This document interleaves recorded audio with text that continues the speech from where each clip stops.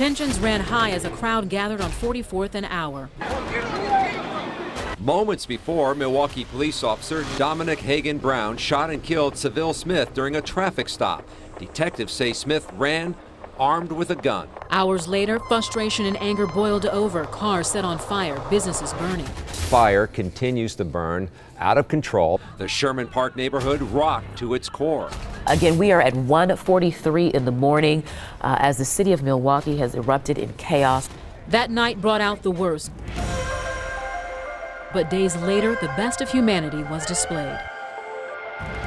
You're gonna get a cupcake. Now, 6 months later, we ask, has Sherman Park recovered? Separate but equal is no longer the law of the land, yet many Milwaukee neighborhoods remain segregated.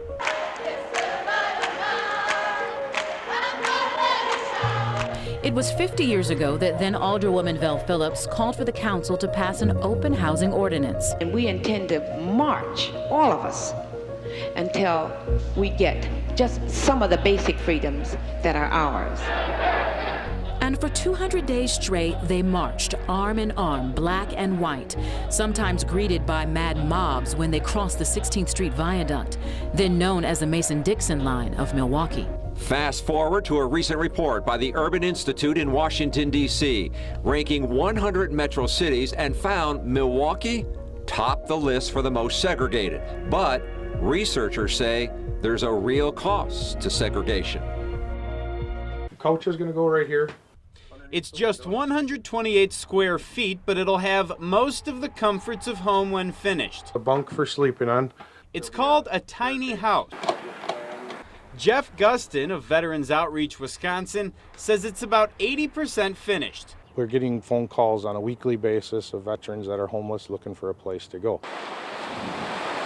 An unpleasant surprise for those who live near Kenosha's Simmons Island. A burned up body was found here early this morning. It's a great neighborhood, so, it's kind of a shock. Rebecca Stevens walks through this park daily. She can see it from her home's windows.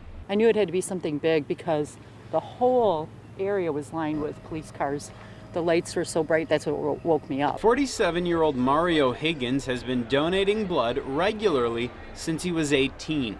According to the Blood Center of Wisconsin, he and his wife have given a combined 9 gallons of blood in the last decade. It's the one thing that we can all give regardless of our social status in life or economic status. As the Blood Center collects donations, organizers say this month's deadly shooting at Pulse nightclub in Orlando serves as a sobering reminder about how important extra blood can be.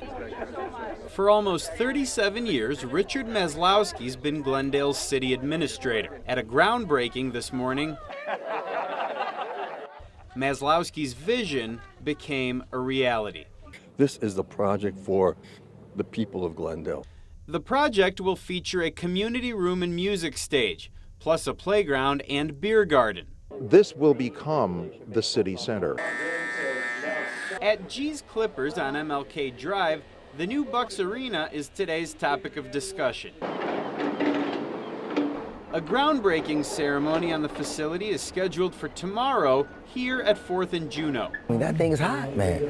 I mean, it's uncomparable to any arena that I've seen. Gallin Smith will be there. This new equipment here at Lincoln Center of the Arts is supposed to get students leading healthier lifestyles. Here we go! The machines cost $100,000. Minutes after the school cut the ribbon on the new fitness center, they're already being put to use. What's your favorite exercise? Squat machine. The equipment was paid for by the National Foundation for Governors Fitness Councils.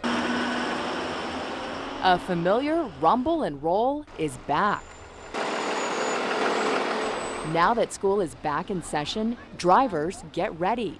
You're going to see new lights on school buses. Wildlife trapper Jeff Zahner's been catching all sorts of wildlife around Milwaukee County for the past 12 years. But he says he doesn't know anyone who's ever trapped a lion, African or otherwise. I've never seen an article even on someone who would cage trap a mountain lion. But that's exactly what Maddock plans to do. This is our first lion, but we've worked with MPD on many exotic animals before. They're using traps like these, only bigger, baiting them with human food. That's quite a leak from the street to that house. It's a crash that left neighbors in disbelief. Seems almost impossible. The tow truck driver baffled. This is the first one out of a front room, yeah. And this first floor living room at 10th and Capitol in ruins.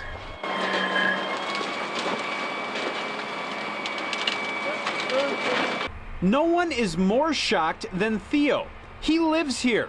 Just before 5 a.m., this SUV barreled into his home. Well, we really just wanted to share Henry with the world. He's got such a great personality, and he's, of course, a total ham.